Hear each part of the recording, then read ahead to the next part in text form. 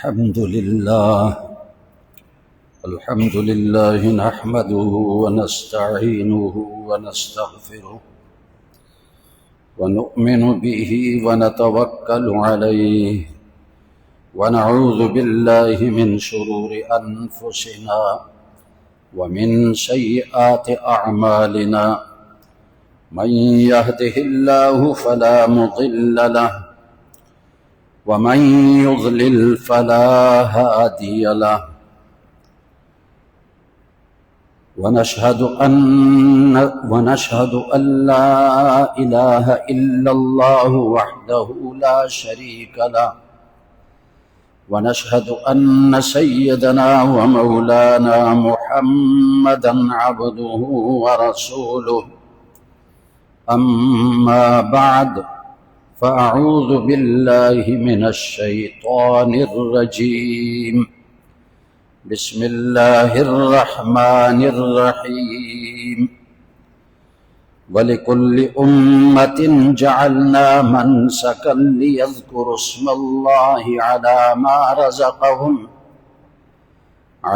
ما رزقهم من بهيمة الأنعام فإلهكم إله واحد فله أسلموا وبشر المخبتين صدق الله العظيم اللهم صل على محمد وعلى آل محمد كما صليت على إبراهيم وعلى آل إبراهيم إنك حميد مجيد۔ قابل صد احترام سامعین گرامی قدر، سورۃ الحج کی ایک آیت کی تلاوت آپ کے سامنے کی ہے۔ اللہ جل شانہ فرماتے ہیں وَلِكُلِّ أُمَّةٍ جَعَلْنَا مَنْسَكًا، ہم نے ہر امت کے لیے قربانی مقرر کی، لِيَذْكُرُوا اسْمَ اللَّهِ عَلَى مَا رَزَقَهُم مِّن بَهِيمَةِ الْأَنْعَامِ، تاکہ وہ اللہ کا نام لیں ان جانوروں پر جو اللہ نے ان کو دیے۔ فَإِلَٰهُكُمْ إِلَٰهٌ وَاحِدٌ، تمہارا معبود ایک ہے، فَلَهُ أَسْلِمُوا، اسی کے سامنے جھک جاؤ، وَبَشِّرِ الْمُخْبِتِينَ، اور خوشخبری سنا دو اللہ کے سامنے جھکنے والوں کو۔ سورۃ الحج میں اللہ تعالیٰ نے حج کے احکامات بھی بیان فرمائے اور قربانی کے احکامات بھی بیان فرمائے۔ تو قربانی تمام انبیاء علیہم السلام کی شریعتوں میں پائی جاتی تھی۔ اس آیت سے معلوم ہوتا ہے کہ تمام انبیاء علیہم السلام کی شریعتوں میں اللہ نے قربانی کا حکم دیا تھا۔ سب سے پہلے حضرت آدم علیہ السلام کے 2 بیٹوں نے قربانی پیش کی، ایک بیٹے کی قربانی قبول ہوئی، دوسرے بیٹے کی قربانی رد کر دی گئی، اور ان سابقہ شریعتوں میں قربانی کا حکم یہ تھا کہ جو قربانی پیش کرے کسی میدان میں رکھ دے، اگر آسمان سے آگ آئی اور آگ نے اس کو جلا دیا، یہ علامت اس بات کی ہوگی کہ اس کی قربانی قبول ہوئی، اور اگر آسمان سے جلانے کے لیے آگ نہ آئی، یہ اس بات کی علامت ہوتی کہ اس کی قربانی قبول نہیں ہوئی۔ اللہ نے ہم پر آسانی فرمائی کہ قربانی کا جانور ذبح کر کے اس کا گوشت خود کھا سکتے ہیں اور دوسروں کو بھی کھلا سکتے ہیں۔ تو جس بیٹے کی قربانی قبول نہیں ہوئی، اس نے اس اپنے بھائی سے کہا لَأَقْتُلَنَّكَ، میں تجھے قتل کروں گا، تیری قربانی قبول ہوئی، میری قربانی کیوں قبول نہ ہوئی؟ تو اللہ نے اس دوسرے آدم علیہ السلام کے دوسرے بیٹے کے جو الفاظ ہیں اللہ نے بیان فرمائے، انما یتقبل اللہ من المتقین، اللہ اس کی قربانی قبول کرتا ہے جو متقی ہو، جس کا دل صاف ہو، جس کی نیت خالص ہو، اللہ اس کی قربانی قبول کرتا ہے۔ تو اسی طرح یہ سلسلہ قربانی کا چلتا رہا۔ ابراہیم علیہ السلام نے ایک عظیم الشان قربانی ادا کی کہ ان کو حکم یہ ہوا کہ اپنے بیٹے کو اللہ کے نام پر ذبح کرو، اور بیٹا بھی وہ جو اللہ نے ابراہیم علیہ السلام کو بڑھاپے میں عطا کیا تھا۔ ان کی پہلے کوئی اولاد نہیں تھی، بڑھاپے میں ان کو بیٹا ملا، حضرت اسماعیل علیہ السلام، اور جب وہ جوان ہوئے تو اللہ نے حکم دے دیا کہ اس بیٹے کو اللہ کے نام پر ذبح کر دو۔ ابراہیم علیہ السلام تیار ہو گئے اور اپنے بیٹے کو بھی تیار کیا۔ اے بیٹے، میں نے خواب میں یہ دیکھا ہے کہ میں تجھے ذبح کر رہا ہوں۔ انبیاء علیہم السلام کے خواب اللہ کی طرف سے وحی ہوتی ہے۔ تو بیٹے نے کہا، یا ابت افعل ما تؤمر، اے ابا جان، جو آپ کو حکم ملا اللہ کی طرف سے وہ آپ کر لیں۔ ستجدنی انشاء اللہ من الصابرین، اگر اللہ نے چاہا تو آپ مجھے صبر کرنے والوں میں سے پائیں گے۔ ابراہیم علیہ السلام نے اپنے بیٹے کے گلے پر چھری چلانا شروع کر دیا۔ وَنَادَيْنَاهُ أَن يَا إِبْرَاهِيمُ قَدْ صَدَّقْتَ الرُّؤْيَا، اللہ فرماتے ہیں ہم نے اوپر سے پکارا، اے ابراہیم تو نے اپنے خواب کو سچا کر دکھایا، تیری قربانی قبول ہوئی۔ اللہ نے فرمایا وَفَدَيْنَاهُ بِذِبْحٍ عَظِيمٍ، ہم نے اسماعیل علیہ السلام کی جان کے فدیے میں، بدلے میں ایک جانور، ایک دمبا عطا کر دیا۔ جبریل علیہ السلام جنت سے دمبا لے کر آئے اور ابراہیم علیہ السلام نے وہ دمبا ذبح کیا۔ بیٹے کے گلے پر چھری چلا رہے ہیں، چھری نہیں چل رہی، چھری کاٹ نہیں رہی، لیکن جب وہی چھری دمبے کے گلے پر رکھ دی تو اس نے کاٹنا شروع کر دیا، اس لیے کہ سب کچھ اللہ کے حکم سے ہوتا ہے۔ چھری بے جان ہے، وہ بھی اللہ کے حکم سے کاٹتی ہے، اللہ کے حکم کے بغیر چھری نہیں کاٹ سکتی۔ یہاں تک کہ یہ سلسلہ چلتا رہا، نبی کریم صلی اللہ علیہ وسلم کے زمانے تک آپ صلی اللہ علیہ وسلم نے ہجرت مدینہ کے بعد 10 سال مسلسل قربانی کی، اور ایک نہیں بلکہ ہر سال آپ نے 2 دمبے ذبح کیے، ایک اپنی طرف سے، ایک اپنی پوری امت کی طرف سے، تاکہ اس کا ثواب امت کو پہنچے۔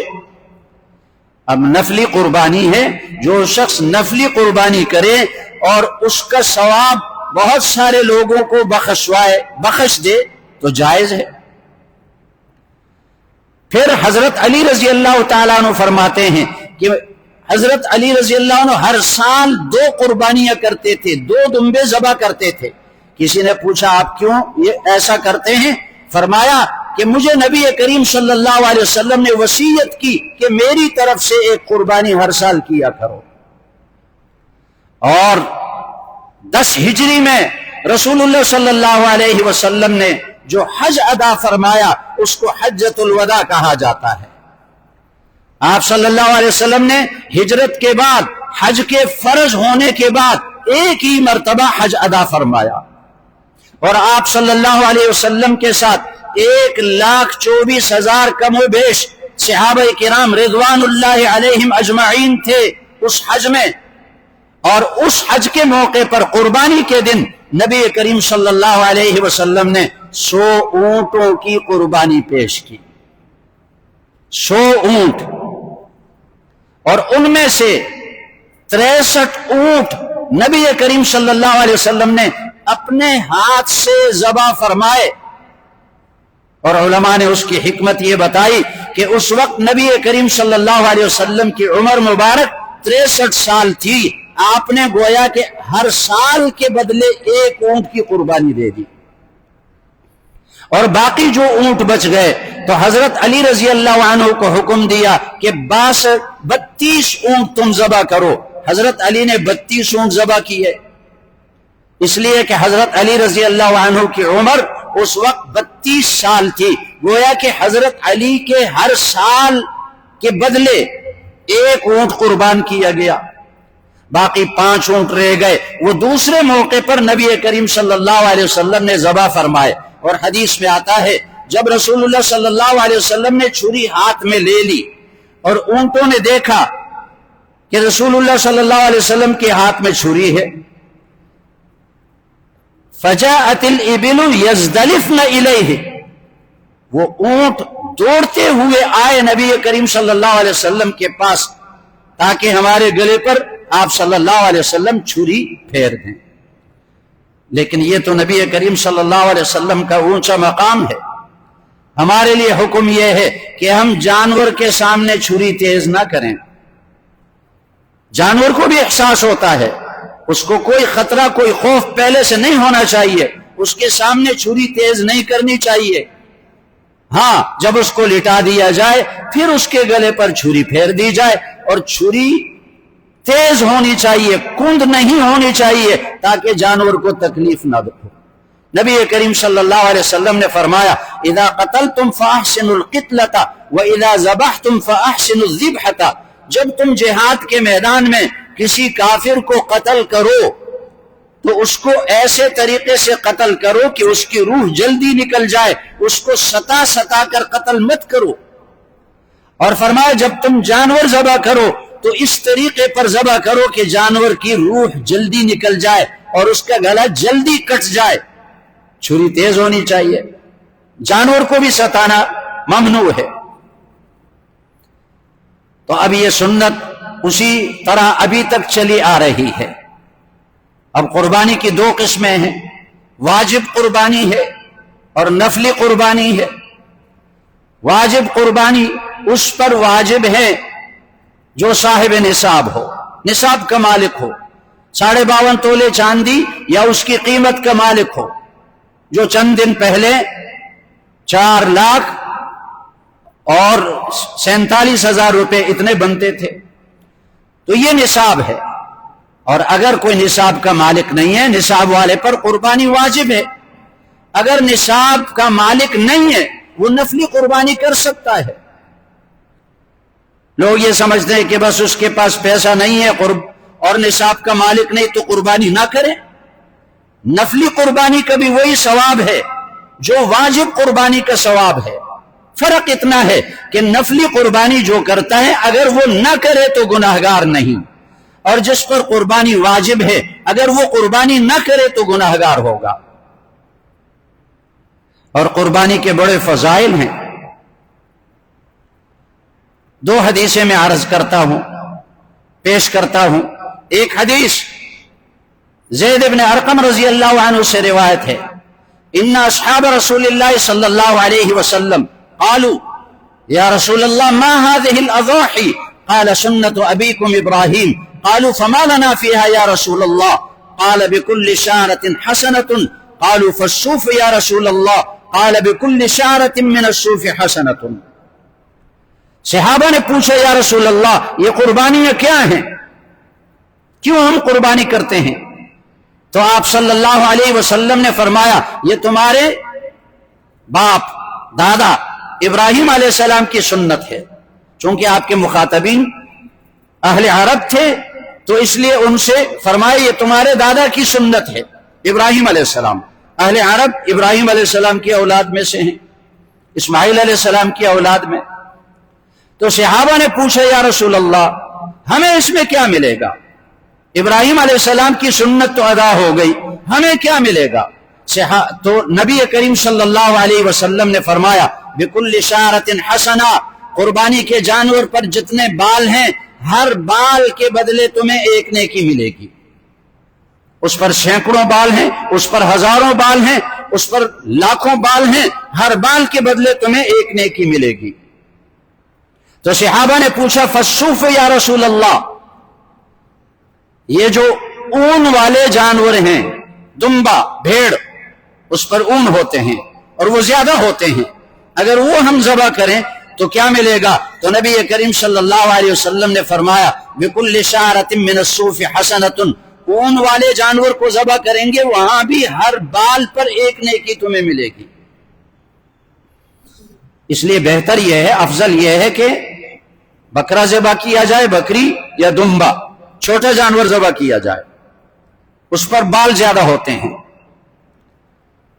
دوسری حدیث حضرت عائشہ رضی اللہ تعالیٰ عنہا سے روایت ہے، نبی کریم صلی اللہ علیہ وسلم نے فرمایا ما عمل ابن آدم من عمل یوم النحر احب الى اللہ من احراق الدم وانه لیأتی یوم القیامت بقرونها واشعارها واظلافها وان الدم لیقع من اللہ بمکان قبل ان یقع بالارض فطیبوا بها نفسا۔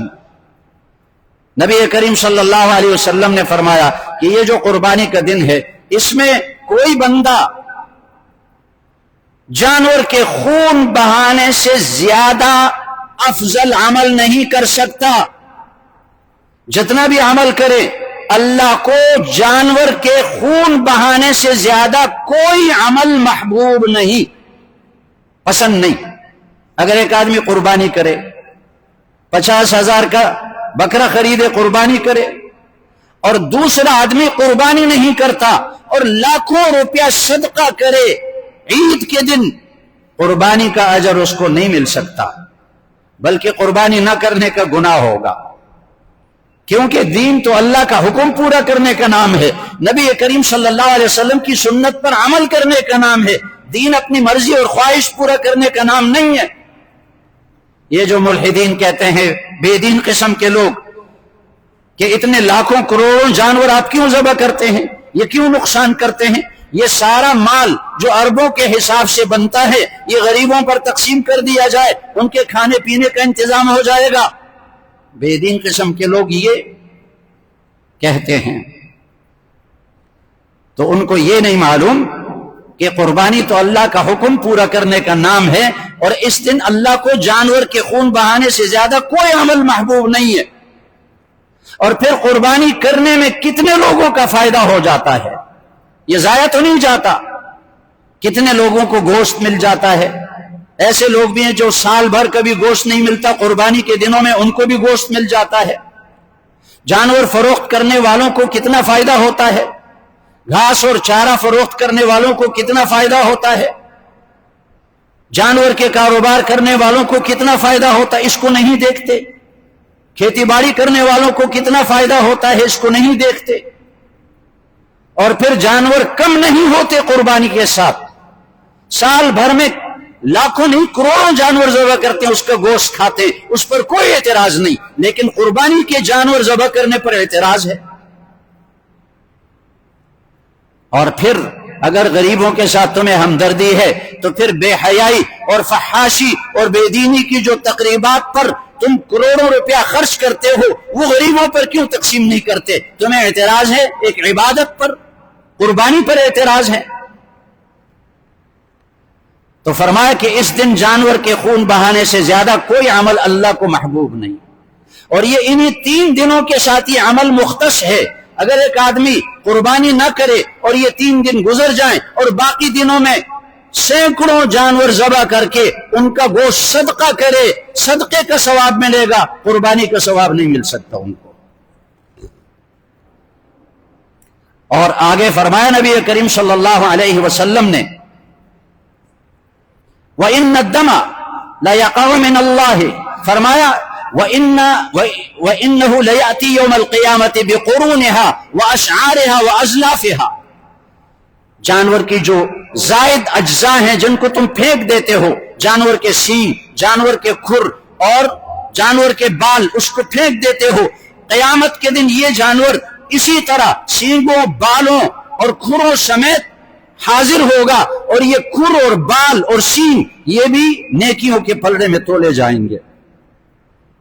اور فرمایا وَإِنَّ الدَّمَ لَيَقَعُ مِنَ اللَّهِ بِمَكَانٍ قَبْلَ أَن يَقَعَ بِالْأَرْضِ، قربانی کے جانور کا خون زمین پر گرنے سے پہلے اللہ کے ہاں قبولیت کے مقام تک پہنچ جاتا ہے، قبول ہو جاتا ہے۔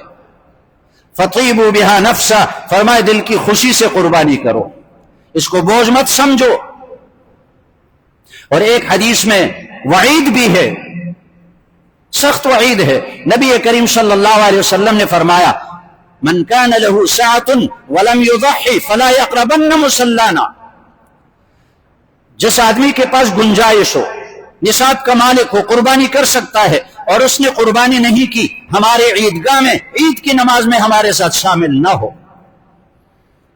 عید کی نماز میں ہمارے ساتھ شامل نہ ہو جس نے قربانی نہیں کی۔ اور پھر اگلی بات یہ ہے کہ قربانی میں بہت ساری حکمتیں ہیں جو قرآن اور حدیث سے ثابت ہیں۔ سب سے پہلی حکمت کیا ہے؟ وَالْبُدْنَ جَعَلْنَا لَكُم مِّن شَعَائِرِ اللَّهِ، یہ قربانی کے جانور شعائر اللہ میں سے ہیں، شعائر الاسلام میں سے ہیں۔ شعائر اللہ یا شعائر الاسلام اس کو کہتے ہیں ایسے اعمال جن سے لوگوں کو پتہ چلے کہ یہاں مسلمان رہتے ہیں اور یہاں اسلام موجود ہے۔ آپ غیر مسلم ممالک میں چلے جائیں اور اذان کی آواز کہیں سن لیں، آپ بڑے خوش ہوں گے اور پتہ چلے گا کہ یہاں مسلمان موجود ہیں۔ آپ کو کہیں سے مسجد کا مینار نظر آ جائے، آپ خوش ہوں گے کہ یہاں مسلمان موجود ہیں، کیونکہ یہ مینار اور مسجد اور اذان یہ اسلام کی نشانیاں ہیں، شعائر اللہ، اسلام کی نشانیاں۔ تو قربانی بھی شعائر اللہ میں سے ہے۔ قربانی کے دن پتہ چلتا ہے کہ مسلمان ہیں، دنیا میں مسلمان ہیں، اسلام زندہ ہے۔ دوسری حکمت قربانی کی، یہ اللہ کی بڑائی اور عظمت ظاہر کرنے کا ہے۔ وَلِتُكَبِّرُوا اللَّهَ عَلَى مَا هَدَاكُمْ، اسی قرآن میں ہے، کیونکہ مشرکین اپنے بتوں کے پاس جانور لے جا کر ان کو ذبح کرتے تھے، اور مسلمان قربانی کے دن اللہ اکبر کہہ کر اللہ کا نام بلند کر کے اپنے جانور کو ذبح کرتے ہیں۔ تو اللہ کی عظمت کا اظہار ہوا، کبریائی کا اظہار ہوا۔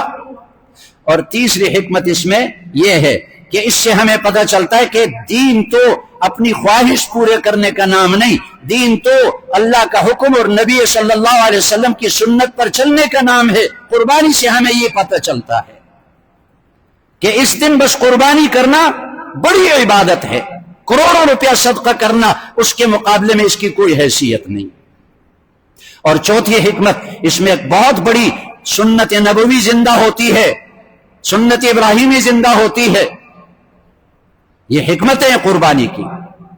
اور اگلی بات یہ ہے کہ قربانی کی ایک صورت ہے اور ایک قربانی کی حقیقت اور اس کی روح ہے۔ ہر چیز کی ایک صورت ہوتی ہے، ایک اس کی روح ہوتی ہے۔ آپ انسان کو دیکھتے ہیں، ایک اس کا جسم ہے، ایک اندر کی روح ہے، روح موجود ہے تو جسم کام کرتا ہے، روح نکل جائے جسم بیکار ہو جاتا ہے۔ ایک نماز کی صورت ہے، قیام کرنا، رکوع کرنا، سجدہ کرنا، قعدہ کرنا، ایک نماز کی روح ہے، اور وہ کیا؟ نیت اللہ کی بندگی کی ہو بس۔ اگر یہ روح نہ ہو، نیت اللہ کی بندگی کی نہ ہو، رکوع بھی کرے، سجدہ بھی کرے اور قعدہ بھی کرے، کچھ بھی نہیں ملے گا اس کو، جب روح نہیں ہے اس کے اندر۔ تو قربانی کی ایک صورت ہے کہ جانور کو لٹا کر اس کے گلے پر چھری پھیری جائے، اور ایک اس کی روح اور حقیقت ہے، وہ کیا ہے؟ قرآن میں اللہ نے بیان فرمایا لَن يَنَالَ اللَّهَ لُحُومُهَا وَلَا دِمَاؤُهَا وَلَكِنْ يَنَالُهُ التَّقْوَى مِنْكُمْ۔ قربانی کے جانور کا گوشت اللہ کے پاس نہیں پہنچتا، وہ تم کھا لیتے ہو، اور قربانی کے جانور کا خون اللہ کے پاس نہیں پہنچتا، وہ زمین پہ گر جاتا ہے۔ وَلَكِنْ يَنَالُهُ التَّقْوَى مِنْكُمْ، تمہارے دل کا تقوی، تمہارے دل کی نیت، تمہارے دل کا اخلاص اللہ کے پاس پہنچتا ہے۔ اس لیے اخلاص ہونا چاہیے کہ قربانی صرف اللہ کی رضا کے لیے ہو۔ اب قربانی جو گائے ہے، بھینس، اونٹ، اس میں 7 آدمی شریک ہو سکتے ہیں، ہر ایک کا حصہ 7واں ہونا چاہیے، 7ویں سے کم نہیں ہونا چاہیے۔ مثال کے طور پر اگر 7 حصے ہیں لیکن 2 آدمی شریک ہو گئے، آدھے پیسے ایک نے دیے، آدھے دوسرے نے دیے، اور کہنے لگے 7واں حصہ ہم دونوں مشترکہ لے لیں گے اور تقسیم کر دیں گے، کسی کی قربانی نہ ہوئی، کیونکہ ان میں سے ہر ایک کا حصہ 7ویں سے کم بن گیا، 7ویں کا آدھا بن گیا۔ جس جانور میں 7 شریک ہوں، 7 سے کم بھی ہو سکتے ہیں، 6، 5، 3، جس میں شریک ہوں اس میں ایک کی قربانی اگر ضائع ہو گئی، سب کی قربانی ضائع ہو جائے گی۔ تو ان 7 شرکاء کے لیے 3 شرطیں ہیں، یہ ذہن میں رہیں. 3 شرطیں. پہلی شرط یہ ہے کہ ہر ایک شریک کا عقیدہ درست ہو، عقیدہ اس کا خراب نہ ہو، اہل سنت والجماعت کا عقیدہ ہو، شرکیہ عقیدہ اس کا نہ ہو. اگر ایک بھی خراب عقیدے والا شریک ہوا سب کی قربانی ضائع ہو گئی. اور دوسری شرط یہ ہے کہ سب کی نیتیں بھی درست ہوں، سب اللہ کی رضا کے لیے قربانی کر رہے ہوں. اگر کسی ایک کی نیت یہ ہو گئی کہ ہر سال میں قربانی کرتا رہا، اس سال نہیں کروں گا تو لوگ کیا کریں گے، کیا کہیں گے؟ اگر یہ نیت ہوئی کہ اگر میں نے قربانی نہیں کی تو بچے گوشت سے محروم ہو جائیں گے، نیت خراب ہو گئی، سب کی قربانی ضائع ہو گئی. نیت کیا ہونی چاہیے کہ یہ سنت ابراہیمی ہے، سنت محمد صلی اللہ علیہ وسلم ہے، اللہ کو راضی کرنے کے لیے میں قربانی کر رہا ہوں. جب سب کی نیتیں درست ہوں گی تو سب کی قربانیاں درست ہوں گی. اور تیسری شرط یہ ہے، بہت ضروری ہے کہ 7 افراد میں سے ہر ایک کی کمائی حلال کی ہو. اگر ایک بندے کی کمائی حرام کی ہو سب کی قربانی ضائع ہو جائے گی. اسی لیے تو بہتر یہ ہے کہ اگر ایک کہ چھوٹے جانور بکرا یا دمبا اس کی قربانی کرے تو اس میں کوئی شریک نہیں ہوگا. پھر جو 7 آدمی شریک ہیں تو گوشت، ہڈیاں، جتنے اجزاء اس جانور کے ہیں وہ سب کے سب برابر تقسیم کرنا ضروری ہے. سب کے سب 7 حصے اس کے بنانا ضروری ہے.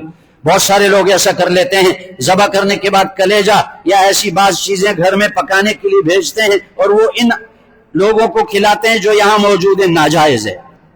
ساری چیزیں برابر تقسیم ہونی چاہیے. اور قربانی کی کھال اگر ایک آدمی خود اپنے ضرورت کے لیے استعمال کرے، گھر میں ضرورت ہے، کوئی چارپائی بناتا ہے، کوئی مصلی بناتا ہے، اجازت ہے. لیکن اگر قربانی کی کھال بیچ دے تو پھر اس کی قیمت استعمال کرنا جائز نہیں، وہ فقراء پر تقسیم کرنا ضروری ہے. اور اگر کھال دے تو فقراء کو دے دے. لیکن آپ کی کھالوں کا بہترین مصرف اس زمانے میں دینی مدارس ہیں. اور یاد رکھیں، قربانی کی کھالیں کسی راستے بنانے میں، کسی مدرسے کی تعمیر میں یا کسی ویلفیئر ادارے کی تعمیر میں قربانی کی کھال نہیں لگ سکتی. یہ غریبوں کو دینا ضروری ہے. تو دینی مدارس آپ کے قربانی کے کھالوں کا بہترین مصرف ہے. اور آپ سے یہ بھی گزارش ہے کہ جامعہ بن نوری عالمیہ جس میں تقریباً 70 ممالک کے طلبہ رہتے ہیں، زیر تعلیم ہیں، 5000 طلبہ یہاں زیر تعلیم ہیں. اور بہت سارے ملک ایسے ہیں جن ملکوں کے طلبہ یہاں زیر تعلیم ہیں. ان ملکوں میں میرا بھی جانا ہوا الحمدللہ. یہ جو یہاں سے علم حاصل کرتے ہیں اپنے ملکوں میں جا کر وہاں مدارس قائم کرتے ہیں، مساجد آباد کرتے ہیں. تو یہ آپ کے قربانی کی کھالوں کا بہترین مصرف ہے. اور انشاءاللہ یہاں مسجد میں انتظام ہوگا اس کا. آگے آخری بات یہ ہے کہ 3 واقعات ہیں، میں مختصراً عرض کر دیتا ہوں کہ انتہائی افسوسناک واقعات ہیں، افسوس ہونا چاہیے اس پر. پہلا واقعہ تو یہ ہوا اسی ہفتے میں کہ یہ جو تمغے تقسیم ہوتے ہیں حکومتی سطح پر، تمغے تقسیم ہوتے ہیں سرکاری سطح پر، تو ایک قادیانی ہے نبیل منیر اور اس کو ستارہ امتیاز دیا گیا. صدر مملکت نے اس کو ستارہ امتیاز دیا. یہ بڑی افسوسناک بات ہے. یہ غیرت دینی کے بھی خلاف ہے، کیونکہ قادیانی نبی کریم صلی اللہ علیہ وسلم کو خاتم النبیین نہیں مانتے، ختم نبوت کے منکر ہیں. وہ مرزا غلام قادیانی کو نبی مانتے ہیں. تو ان کو ستارے امتیاز دینا یہ دینی غیرت کے خلاف ہے. ہم اس کی مذمت کرتے ہیں. اور یہ پاکستان کے آئین کے بھی خلاف ہے، قانون کے بھی خلاف ہے. پاکستان کی آئین میں لکھا ہوا ہے کہ قادیانی غیر مسلم ہیں، اور قادیانی اب تک پاکستان کے آئین کو نہیں مانتے. تو جو پاکستان کے آئین کو نہیں مانتا اس کو ستارہ امتیاز دینا یہ تو آئین پاکستان کی بھی خلاف ورزی ہے. اس کی جتنی مذمت کی جائے یہ کم ہے. اور ہمارا مطالبہ ہے کہ اس ستارہ امتیاز کو واپس لے لیا جائے اس قادیانی سے. اور دوسرا واقعہ جو اس سے پہلے واقعہ ہوا، اسمبلی میں یہ قانون پاس ہوا کہ اگر کوئی لڑکا 18 سال سے کم عمر کی لڑکی سے شادی کرے اس لڑکے کو جیل میں بند کر دیا جائے گا. یہ قرآن اور سنت کے بالکل خلاف ہے، متصادم قانون ہے۔ شریعت کا حکم یہ ہے کہ لڑکا لڑکی بالغ ہو جائے وہ نکاح کر سکتے ہیں، اور حدیث میں آتا ہے نبی کریم صلی اللہ علیہ وسلم نے فرمایا نکاح کو آسان کرو، سب سے زیادہ بابرکت نکاح وہ ہے جو آسان ہو۔ اور اب نکاح کو مشکل سے مشکل بنایا جا رہا ہے، اور اس کا نتیجہ یہ کہ زنا آسان ہوگا، زنا عام ہوگا اور نکاح مشکل ہوگا۔ اس قانون کے بنانے کی کیا ضرورت ہے؟ یہ قرآن اور سنت کے خلاف ہے، اس کو ختم کر دینا چاہیے۔ اور پہلے یہ بھی طے ہوا کہ جو عالم، جو خطیب، جو امام ایسا نکاح پڑھائے گا 18 سال سے کم عمر کا، اس کو بھی گرفتار کیا جائے گا، جیل میں بند کیا جائے گا۔ بھائی آپ یہ زنا کرنے والوں پر قانون جاری نہیں کرتے، ان کو جیل میں بند نہیں کرتے، چوری اور ڈاکے کرنے والوں کو آپ جیل میں بند نہیں کرتے، اور جو شرعی حکم پورا کرتے ہیں، نکاح کرتے ہیں، ان کو آپ جیل میں بند کرتے ہیں۔ کوئی شرم بھی ہوتی ہے، کوئی انسانیت بھی ہوتی ہے، کوئی شرافت بھی ہوتی ہے۔ اور تیسرا واقعہ، یہ کچے کے ڈاکوؤں نے کتنا فساد مچایا ہوا ہے۔ آپ نے سنا ہوگا کہ پشاور کی 11 سالہ لڑکی، اس کو کچے کے ڈاکوؤں نے اغوا کیا اور 30 لاکھ روپے مانگے۔ اور یہ ایک واقعہ نہیں، ہر مہینے، ہر ہفتے اس طرح کے واقعات ہو رہے ہیں۔ تو سوال تو بنتا ہے کہ آپ صوبہ پختونخوا میں آپ نے سینکڑوں آپریشن کیے، تو کیا آپ کچے کے ڈاکوؤں کے خلاف آپریشن نہیں کر سکتے؟ ان کو پالا ہوا ہے کہ وہ لوگوں کو اغوا کر کے ان سے تاوان وصول کرے۔ کیا اتنی طاقت نہیں ہے حکومت میں کہ کچے کے ڈاکوؤں کو ختم کرے، ان کو پکڑے اور ان کو جیلوں میں بند کر دے؟ اللہ جل شانہ سب کو ہدایت عطا فرمائے۔ سبحانک